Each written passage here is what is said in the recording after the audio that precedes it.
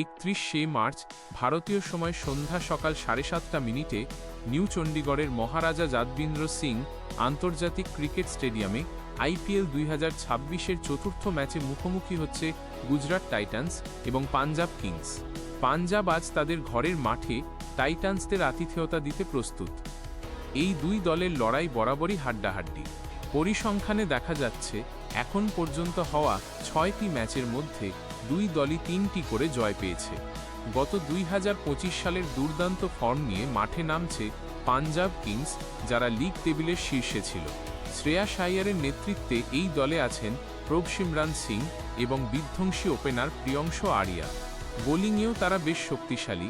আরশদীপ সিং এবং অভিজ্ঞ যুজবেন্দ্র চাহাল যে কোনো ব্যাটিং লাইনআপকে ধসিয়ে দেওয়ার ক্ষমতা রাখেন। অন্যদিকে গত আসরে তৃতীয় স্থানে থাকা গুজরাট টাইটান্স এবার আরও বড় লক্ষ্য নিয়ে চণ্ডীগড়ে পা রেখেছে। অধিনায়ক শুভমান গিল তাদের ব্যাটিংয়ের মূল ভরসা, যিনি পাঞ্জাবের বিরুদ্ধে 329 রান করে বেশ ফর্মে আছেন। বোলিং আক্রমণকে আরও ধারালো করতে তারা এবার মোহাম্মদ সিরাজকে দলে নিয়েছে, আর সাথে রশিদ খান তো আছেনই। চ্যাম্পিয়নশিপের দৌড়ে শুরুতেই এগিয়ে যেতে দুই দলই আজ মরিয়া।